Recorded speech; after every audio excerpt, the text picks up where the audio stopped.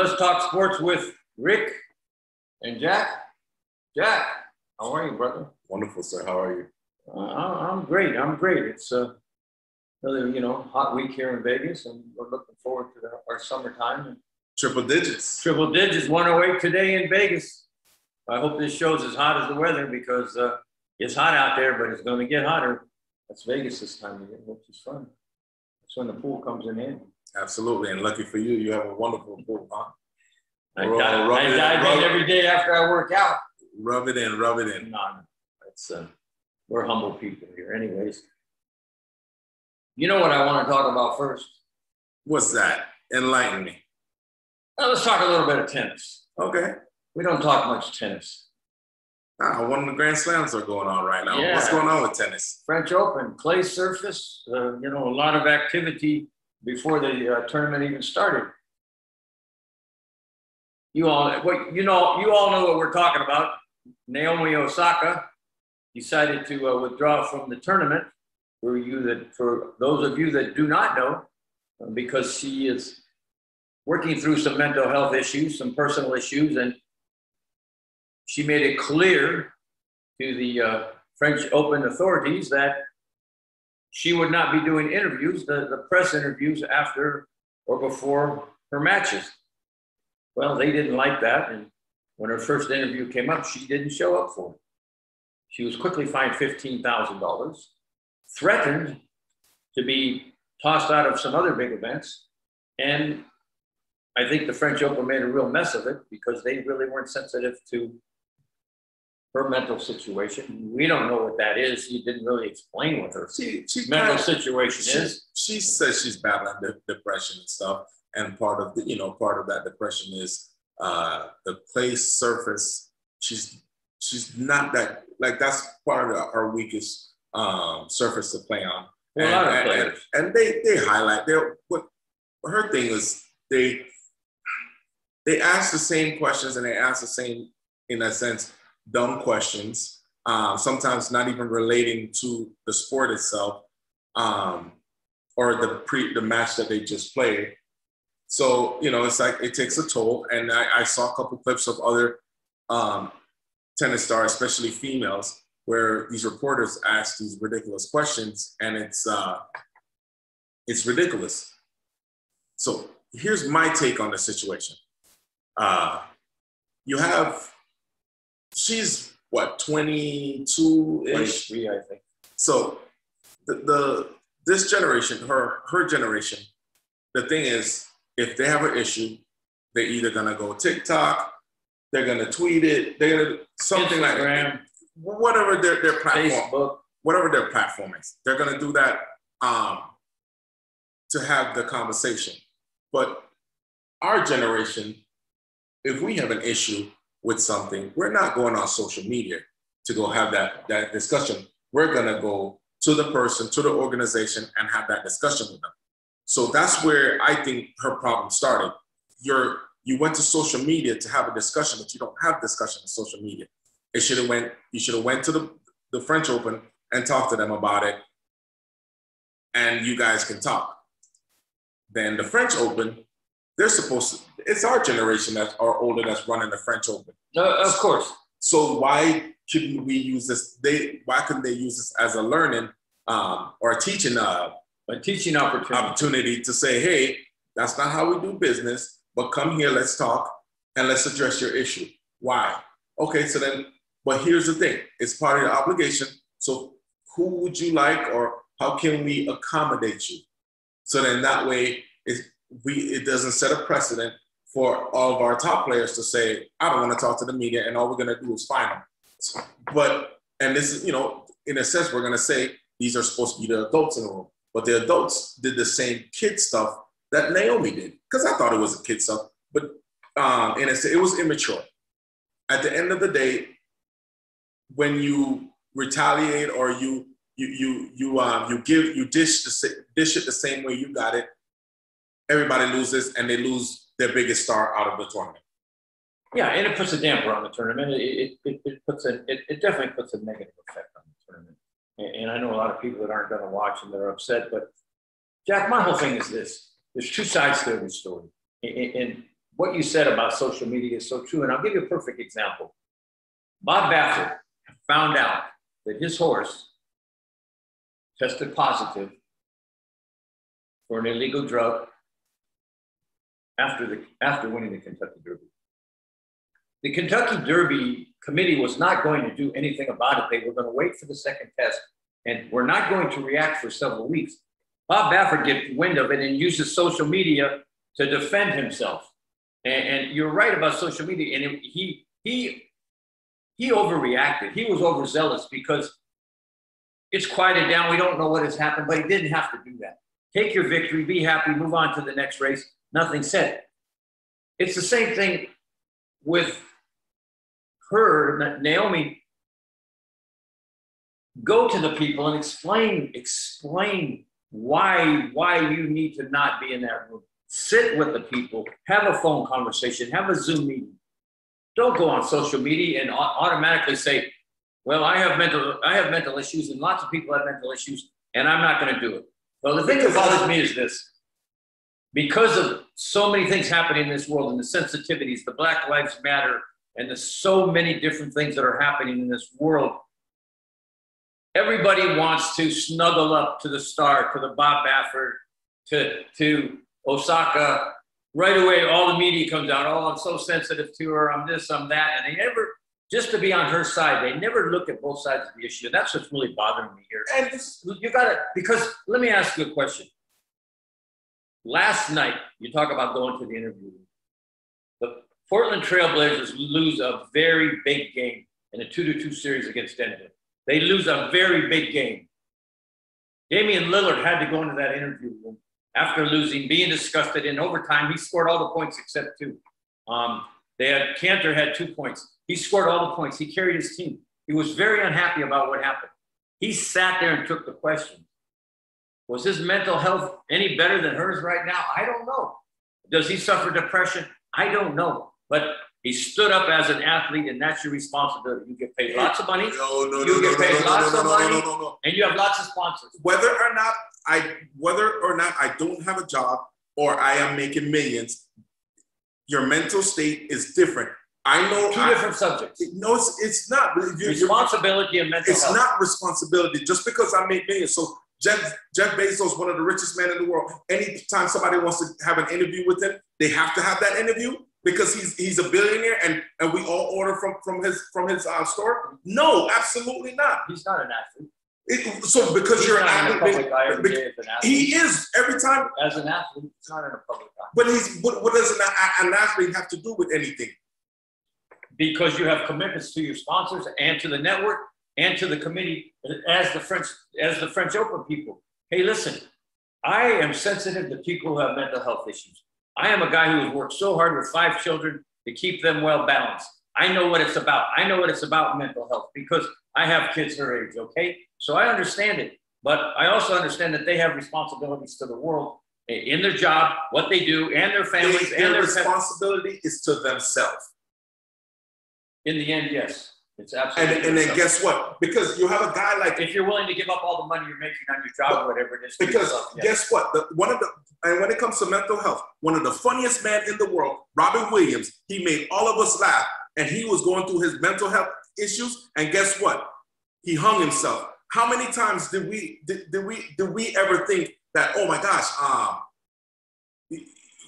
did we see signs of that stuff? No, but he was the funniest man in the world. He made all of us laugh, but we never looked to see, man. Is that my responsibility? Is that the world's responsibility? It's his responsibility. Your mental health is your responsibility. And she took charge of her mental health, and now we're criticizing her because she made millions. Everybody did. All of those other tennis stars, until she withdrew, then they came behind her and said, "Oh, thank you for taking. We're so proud of you." I looked at all the tweets and everything else, and then to find out that she has social anxiety and she's battling depression. Well, a lot of people do, and they continue to fight through it. And she's trying to fight through it, and her way of fighting through it is, I'm not going to answer dumb questions after my press conference, after whether or not I win or lose. Well, I think she's working really hard to continue to make herself seen as the face of the sport now. She does have mental issues. We respect that. No, we don't. I do. I'm talking about me when I say we. I can't speak for the world. I can only speak for me and how I judge it. I judge it as simple. First of all, have a conversation with people. Don't just blurt it out in the media like they all do nowadays. That tells me you got mental issues because you blurt it out in the media instead of you have restraint issues on your mouth. Because Bob Baffert had a restraint issue on his mouth. She had a restraint issue. She couldn't restrain her mouth before she went and talked to somebody. You owe it. Listen, we're sensitive, and the problem is that everybody, so many people like yourself want to say, "Oh, you're such a bad person for not being sensitive to I'm mental not health." saying that you're not. Hey, I'm not saying that. Like I said, I got 5 kids. I understand mental health. I have many nieces and nephews. I understand mental health issues and the balance of people. But the bottom line is she should have talked to her family first to discuss it. And secondly, she should have gone to the French Open people and discussed it. And thirdly, after they all were on the same page, had a press conference together to say, hey, Naomi's going through this, and we have decided to, in this particular tournament, because of our sensitivities, no player is forced to interview. That's what should have happened. But that should have happened. But and they should have hugged and kissed and gone on and had a great tournament. But so 2 wrongs don't make a right, because of what she did. They weren't the adults in the room, and they didn't do what the adults. Everybody lost. Everybody lost. Everybody lost out of the tournament, and a lot of people are not watching. Everybody lost. Everybody lost, but Naomi Osaka. She won because now she's seen as a darling for mental health and everything else, and I think that's great. Good for her if that's what she wants to do. But I think it's a little bit too much for me because I understand her issue, but handle it better. And that's all I'm saying. Hey, I got you. But she would have never withdrawn from that tournament if she wasn't told, you're fined $15,000. Now she's going to pick up her toys, leave the sandbox, and say, go ahead, have a tournament without me. And you're going to see how your viewership is down, your audience is down, and your sponsors probably will not be with you next year. So go ahead. I'm the best in the sport. I'm the best female player. So, I agree with the mental health issue, but I don't agree with the way she handled it. And again, I don't agree with the quickest example I have is Bob Baffert. So he jumped the gun and did something wrong, and so did she. So it's okay. So she messed up. Why are you not focused on the way the French Open handled it? They handled it like kids, just like she did. She did it. She put out her statement because it wasn't a conversation. She put out a statement. They put out a statement. They're the adults in the room, so have an adult conversation with her. But you did it. You played your hand, and now she said, "Guess what? Now I'm out. Yeah. Hey, here's your $15,000." She played their hand, and they reacted to her. And they reacted, and then guess what? She ended up. They lost the hand, and everybody. They lost her. Yeah. Everybody folded. And like you say, there are people on both sides of the issue. Listen, I know many, many people nowadays who do not watch professional sports because of exactly what happened in this situation. They think that athletes are way too revered by too many. They take advantage of others. We saw it so much in basketball this year. We saw many players. We had a show where we talked about Kyrie Irving. I'm dealing with mental issues. I'm not playing for several weeks. And we said, fine, do your thing. But there are those in our society that are turned off to sports, totally turned off.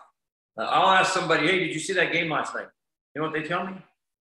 I don't really care. I don't watch professional sports. I can't stand those people who get on their knees for the national anthem, who talk constantly about Black Lives Matter and all the issues of the world. They don't watch it anymore because they feel that athletes have too big of a voice. Me, I'm the other side of the coin. I watched the French Open yesterday. Listen, the issue happened. She did what she did. I agree and disagree with both sides. And guess what? In the end, it's their situation, not mine. But it's not going to keep me from seeing who's playing well at the French Open because I love entertainment. So I look at sports as an entertainment. I don't get involved if I like this player, that player, if I like LeBron James, it doesn't matter to me. And their issues are their issues. But a lot of times think before you react and turn the world upside down. And she turned the tennis world upside down. And I watched all the Sports Center interviews, and Everybody's praising her, praising her, praising her. Then there's so many that aren't praising her. Everybody that I watched last night, all were on her side. Nobody's right and nobody's wrong. You know what? You know what the most important thing is? That you are mentally healthy. Absolutely. You, me, and them. And coming through this pandemic, as so many have, I was reading an article today. Children's mental health is an all-time low. Psychiatrists and psychologists are busier than they could ever be. Who's making the money? Again, kids' mental health is, you have a young child like I do. We work very hard with their mental health. Well, maybe Naomi Osaka, maybe her parents should be working with her in her mental health a little more because she's still a young kid. Yeah. Maybe they should get involved. Well, maybe they should have been involved. But what happens is, I'm a star. You don't need you. I don't need you, mom and dad, and that's what happens. You think that she sat down with her parents and discussed the whole issue and before it happened? Because, like you said, her parents are our generation, and maybe her parents said, "Well, you know, they've been good to us at Tennis War. You got a lot of fans. Let's go talk to the people before you go in the media and make that snap judgment." And that's my only question. To question anything else would be wrong because I don't. Well, how do you question that she even had a conversation with her parents? Maybe her parents agreed with her and said, "That's what you do." That could be. I hope I find that out. But as a person, I believe she did. Well, that's just my opinion. Well, guess what? The adults that she put her statement out to, they reacted just like she did, so they're no better than she would. Did they consult with their parents, their boards, all that before they made that decision to put out a statement? Maybe she only got advice from her rapper boyfriend. Maybe he told her, you know, that's the world. What's the difference? It doesn't matter. It's a big difference. It doesn't matter. Knowledge of the world. Another young kid. It doesn't matter. So what? It's like you're saying the young kid were wrong for doing this. No, I got young kids. And listen, but the adults that she did this to did not react any better. So the age have nothing to do with it. Everybody lost. Yeah. Everybody lost. It's a great subject. We'll talk about it more. And, you know, athletics and mental health. And it's at the forefront now of the sporting world. And this subject has put it clearly in the forefront. But there's a couple other things going on in sports. I was really very interested in the way the Giants played the Dodgers over the weekend. We badmouthed the Giants last week when they got swept by the Dodgers. And Dodgers went home and lost 3 out of 4 to the Giants. Looks like the Giants are for real. Padres are for real. The Dodgers got some competition this year or no? I think so. Well, I've always thought that the San Diego was going to definitely give it to the Dodgers.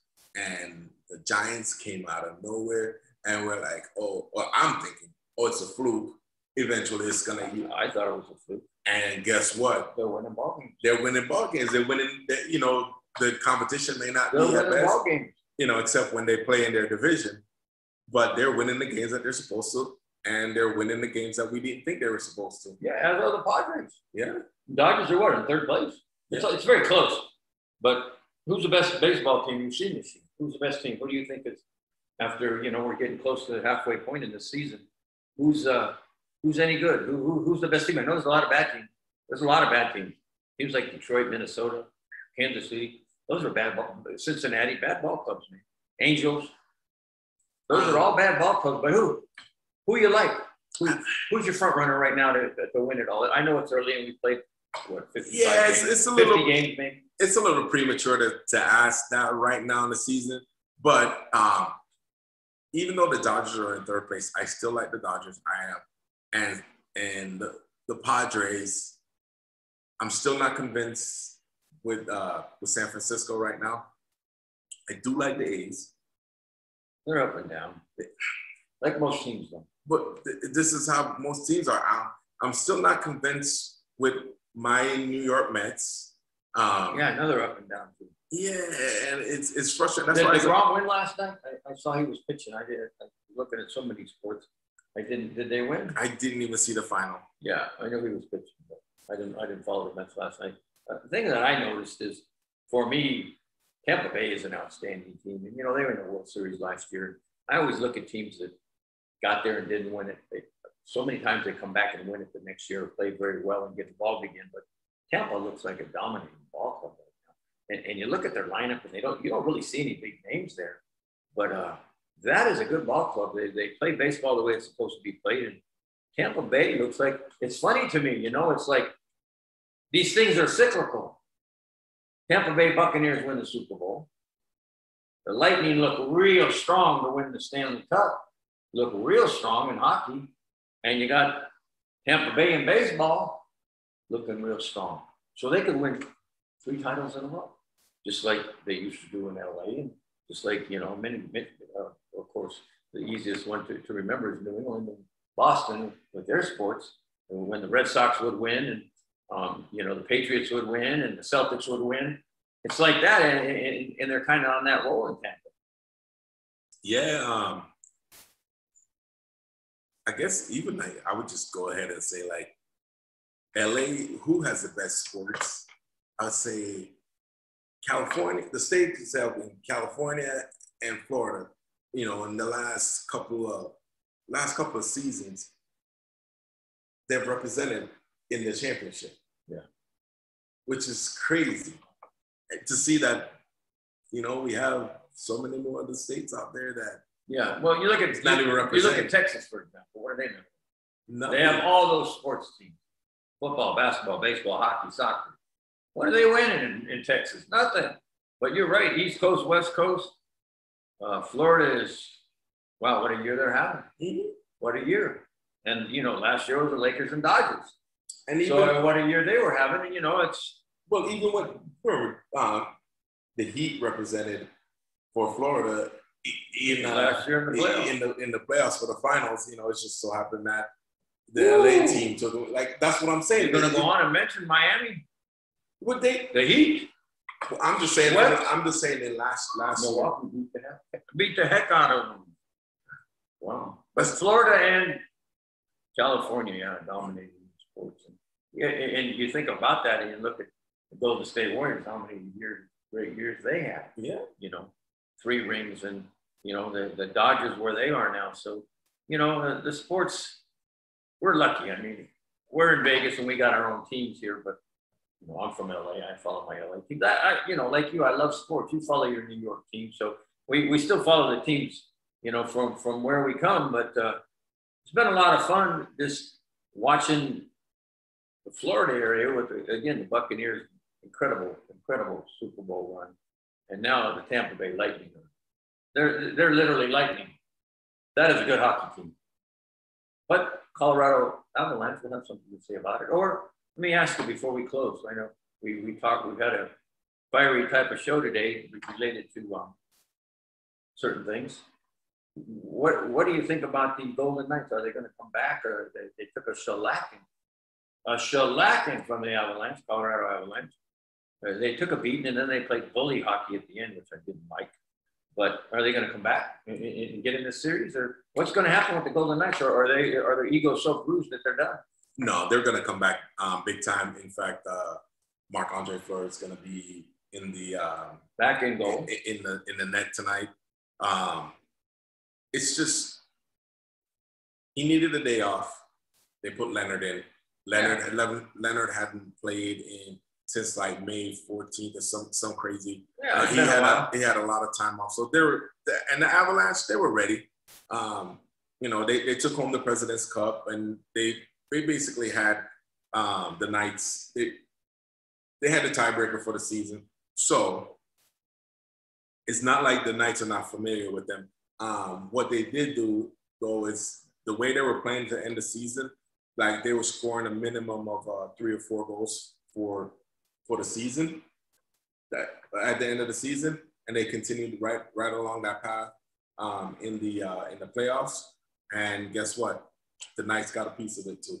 Yeah, I felt like game 1 for the Knights, tired legs. They had played a very tough series against Minnesota, won 7 games, and it was a tough series. And of course, the Knights went on and won. But you know, they were playing a very, very, very fresh Avalanche team, and hadn't played for a week. They didn't show any rust. They came out firing, but they were much quicker. But yeah, like you say, next game up, we'll see what the Knights do. If the Knights lose game 2, I think there may be some problems. But yes, you know, it'd be a hard team to come back and win 4 straight. Yeah, I don't see anybody as good as Tampa. I think they're a superior team. When you think about the Carolina Hurricanes, That's a good hockey team. I thought they were going to be better. And they're getting handled right now, man, by the Lightning. They're getting handled, and that's a very good hockey team. So Tampa Bay looks like the team for me right now. Well, when the playoffs first started, we said basically we think the Stanley Cup winner is going to come from the Florida and Tampa Bay series, and right now Tampa Bay showing like everybody said that. Yeah, everybody said that, but it'll be fun. I think that in the end, I believe it's going to be Colorado versus Tampa, but we'll see what happens. And of course, we got the NBA going full force right now, and we'll talk about the NBA in depth on our specific show, NBA. We'll be talking strictly NBA. Please watch that show. We wanted to thank you all for following us here and watching Let's Talk Sports. There's so many issues. Today, the hot issue was the Osaka situation with the French Open. But there's many more things we want to talk about. We'll talk about some more sports issues in hockey and baseball and golf and those type of things, NASCAR, on our next show. But we wanted to thank you for viewing and watching us, checking us out on YouTube and all the other places, Roku, Apple TV, WWDBTV. Thanks for liking our shows. Thanks for following us. Thanks for sharing. And we really appreciate you as an audience. And anything you want to address before we get off of the show today? No, just hit that subscribe button so that you can hear when our conversations become fired. You'll be first to be to hear it. The great thing is our conversations are always honest, in depth, and we don't take one side or the other. We look at the issue from both sides, and that's what we love to do that. Sports is in many cases a mess nowadays, and we'll talk more about the WNBA and the stance they take on many issues. They are very cognizant of what's going on in the world, and those ladies in the WNBA really impressed me outside of the lines. That's a great organization there, and those women stand up for what is right and for the policies of today that should be right. So I really commend the women of the WNBA. So as do I. A lot of times we hear people say stick to sports, but if we're sticking to sports, that kid that's when we have these star players that go to the hospitals and visit the kids and it cheers them up, that's not sticking to sports.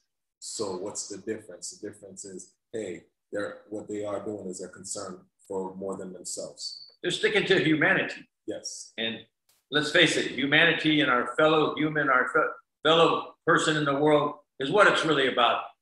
Take the time to do something nice for others and say something nice, and don't get in such heated arguments with your friends about who's better, the Lakers or the Clippers or any of that.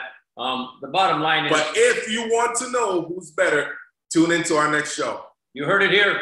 We're going to leave now. See you at our other show. Let's talk NBA. That's always fun. We got a lot to talk about, and it's heating up over there, man. It's getting close to who's going to be in the second round. So thanks for watching. Thanks for joining us. Continue to watch us. Have a great day. Again, be kind to somebody. Say something nice to somebody. We thank you for being our friends and our viewers. God bless you. See you soon.